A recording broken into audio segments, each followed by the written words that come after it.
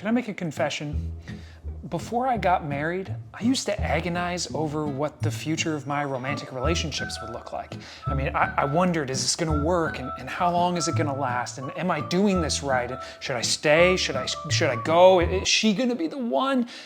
I wanted the ability to predict the future of my romantic relationships. I believed in God at the time, but I had this really superstitious kind of faith. I treated God kind of like this magic 8-ball. So often while driving down the road, I would say to myself or to my magic 8-ball God, if this next traffic light turns green, it'll be a sign that I should keep going in this relationship. But if it turns red, that means it's time to call it quits. But the ridiculous part is that if I didn't get the answer I wanted, I'd start averaging out the traffic light decisions of an entire road trip as opposed to just that one light. You know, maybe a trip had 3 greens and 2 reds, and then that one yellow. I guess the relationship proceeds, but it does so with caution? Okay, look, I know now that it was silly, but the yearning that was underneath is universal. I mean, now with more ways than ever to meet people, I think the question rings in the minds of a lot of folks, what's the future of this or that relationship gonna be? And it doesn't just apply to people who are dating. I mean, I know plenty of people who are asking this question of their marriage, of their friendships, of their relationship with their coworkers. I mean, wouldn't it be nice to predict the future when it comes to our relationships? Now, before you go ahead and bust out your tarot cards or crack a fortune cookie or get your crystal ball, I want to share with you some ancient wisdom that I've been pondering lately. It's the idea that your best predictor when it comes to the future is your current behavioral pattern. It's an idea that comes from an ancient king of Israel named Solomon. Solomon, among many other things, is responsible for compiling and contributing to a book of wisdom called Proverbs. It's a book that's in the Old Testament. And some of those Proverbs actually give us quite a bit of insight on how to predict the future in our relationships. Here's what he says in chapter 6 of that book. A troublemaker and a villain who goes about with a corrupt mouth, who winks maliciously with his eye, who signals with his feet and motions with his fingers, who plots evil with deceit in his heart, he always stirs up conflict. Therefore, disaster will overtake him in an instant. He'll suddenly be destroyed without remedy. There are 6 things the Lord hates, 7 that are detestable to him. Haughty eyes, a lying tongue, hands that shed innocent blood, a heart that devises wicked schemes, feet that are quick to rush into evil, and a false witness who pours out lies, and a person who stirs up conflict in the community. Now, if you're like me, you may be thinking to yourself, whoa, troublemakers and villains, shedding innocent blood, devising wicked schemes in your heart. I mean, what does any of this have to do with predicting the future in my relationships? And look, I'll grant you that this might seem a little weird, almost cartoonish, this description of a guy. Seems like the evil one from a movie, but stick with me, because a closer look is going to give us 3 important pieces to predicting the future of your current or your next relationship. The first piece is this: outer rhythms reveal inner realities. The first piece to predicting the future of your relationships is to recognize how outer habits reveal the inner life of a person.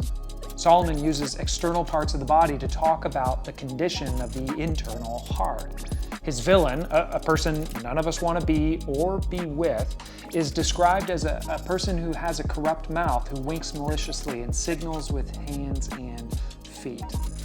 Now, the original Hebrew for a corrupt mouth gives the mental image of someone who has a really messed up lower half of their face. Maybe they're missing some teeth, maybe they got some chunks of flesh cut out of their tongue, or some deformity in their lips.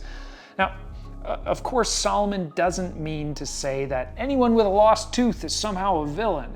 It's not about what the mouth looks like. It's about what it's used for. The villain is the kind of person who uses their mouth to take the good, the true, and the beautiful and twist it, obscure it, color it, shade it, slant it, or spin it. They speak in a way that is intentionally misleading or devious, omitting portions of the truth in order to hide reality. And they don't just do this with what they say. They wink or they signal with their feet or their fingers. Now, that maybe sounds strange to us. I mean, what does it even mean to signal with your feet? There are a few ideas floating around out there, although no one knows for sure, but most scholars agree that it's sort of like when you cross your fingers behind your back when you make a promise. Yes, I will absolutely do those dishes before I go and play video games. But the idea here is that the villain's outer habits and rhythms reveal a negative inner reality. Whether it's never making eye contact while in conversation with somebody out to dinner, or it's just the way that they tell stories, always casting themselves as the victim, or always the hero, or always the martyr. You see, Solomon says these outer rhythms reveal an inner reality, that the villain is always plotting evil in their hearts. Now, before you let that phrase, plotting evil in their heart, shake you off too quickly, it's really important to understand that Solomon's idea of evil is not like a weird mystical force that's out there somewhere, but rather that evil lives within us, that it's that force, that tendency within each one of us to focus, to prize, or prioritize ourselves over everyone else. So the first piece to predicting your future relationships is to ask, what do your outward rhythms reveal about your inner reality? What about the other person in that relationship? What do their outward rhythms reveal? Does it reveal a heart that's constantly plotting selfishly? This leads to the second piece for Solomon when it comes to predicting the future of your relationships, and that's that villains value themselves over others. They regularly choose me over we. Solomon gives this list of things that God hates, and he uses three phrases that seem completely unrelated to each other: haughty eyes, a lying tongue, and hands that shed innocent blood.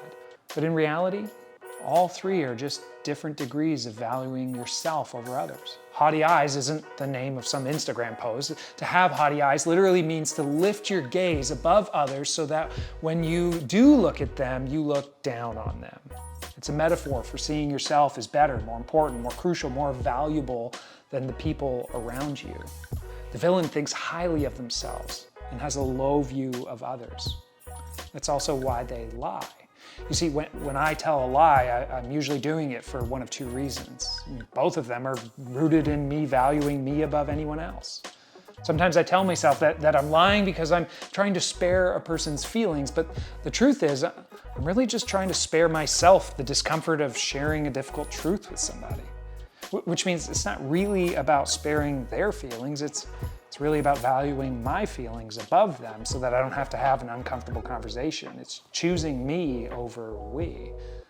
The second reason I lie is because I tell myself that they probably can't handle the truth, which is really about me having a low view of the person that I'm lying to, which again is less about them and more about me.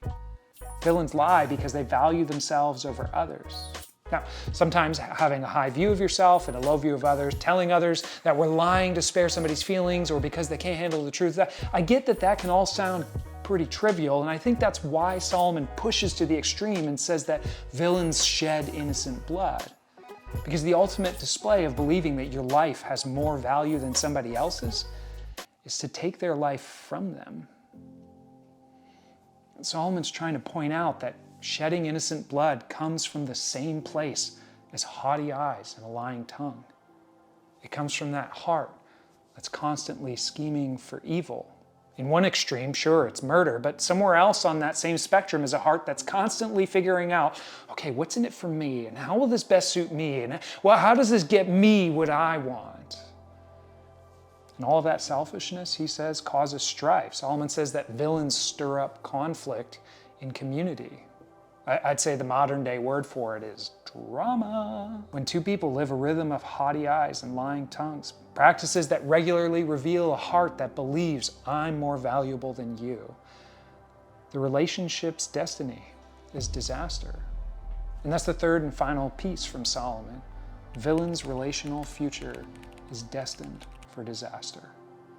He says that therefore disaster will overtake him in an instant. He will suddenly be destroyed without remedy. I remember watching two of my nieces sitting down to play the game of life together at our kitchen table. The older of the two was kind of in control of the game, and we watched as she explained the rules to her younger sister. And we watched as she changed the rules to her own benefit, then made up some more rules to her own benefit. I mean, she was just straight up cheating by the end. And eventually, her sister caught on to what was happening and had a full-on meltdown. And the older sister seemed shocked and surprised by her younger sister's outburst. This is exactly Solomon's point, though. When you care more about winning the game of life than the people you're playing with, at some point you won't have anyone to play with. And it might even feel like a surprise to you, like a shock when it comes to that point, but it really shouldn't. Solomon predicts that the villain's destiny is disaster, that the best predictor of the future of the villain's relationship is going to be seen in their current behavioral patterns. Now, of course, nobody wants to be Solomon's villain, right? And no one wants to be with someone like Solomon's villain. And I think that means it's worth asking ourselves, asking yourself, what does my outward rhythm suggest about my inner reality? I mean, I'm sure you're not shedding innocent blood, but are you often in the middle of drama? Do you find yourself altering your portrayal of reality to best suit you? Do you care more about winning the game of life than you do about the people who are playing? And what about the person that you're with or thinking about being with? What about the one you're looking for? What does their outward rhythm tell you about their inner reality? And before we go too far down that road, let me just tell you, this is the truth about me, and you probably already know this, but at some point, I had to start admitting that when it comes to God's standard for what a human being looks like, I don't measure up. I don't even measure up to my own standard for how a human being should live in relationship with other people. I mean, I'm constantly tempted to bend the rules to my own benefit. And the selfishness and the evil that lives in me breaks my relationship with other people all the time. I mean, my haughty eyes distort how I see myself and others always, which causes a problem, not just between me and other people, but between me and God. And it's not like God's looking down, grossed out by me. God's not in heaven thinking, I don't like haughty people, prideful Corey. No, Solomon says God hates haughty eyes. He hates pride, not people. He hates it because of what it does to the people that he loves. It wrecks us. It leads to disaster. And this is why God sent Jesus, to repair our relationship with him and to show us also how to find restoration with one another, to invite us to take our direction in life, not from our own villainous hearts, but from his virtuous love. You see, Jesus lived the perfect, others-oriented life, and he did it on our behalf. He did it to show us a better way that doesn't lead to destruction, but to flourishing, which is what we're all after, right? I mean, relationships that flourish, friendships, marriages, partnerships, families. We're after flourishing relationships. So, if you want to predict the future of your relationship someday, then you got to take a look at your behavioral patterns this day. And if you, like I often do, find patterns that sound a little too much like Solomon's villain, know that God loved you so much he sent Jesus to offer forgiveness for your villainous heart, and that he's inviting us to follow Jesus every day from this day forward to learn to live and love like him. And if you're wondering to yourself, Corey, how can I know what my current behavioral patterns are? I would say there are two things that you could do, an easy one and a terrifying one. The easy one is to take a good hard look at yourself in the mirror. Put your phone away and reflect on your day. Self-reflection is a great place to start when it comes to paying attention to your patterns in life. The terrifying one is to ask someone who will tell you the truth. Ask somebody who you trust, who you know loves you. What's it like to be on the other side of me? What's it like to be in relationship with me? What habits, patterns, or rhythms do I not see that I need to? The future of your relationship might just depend on it.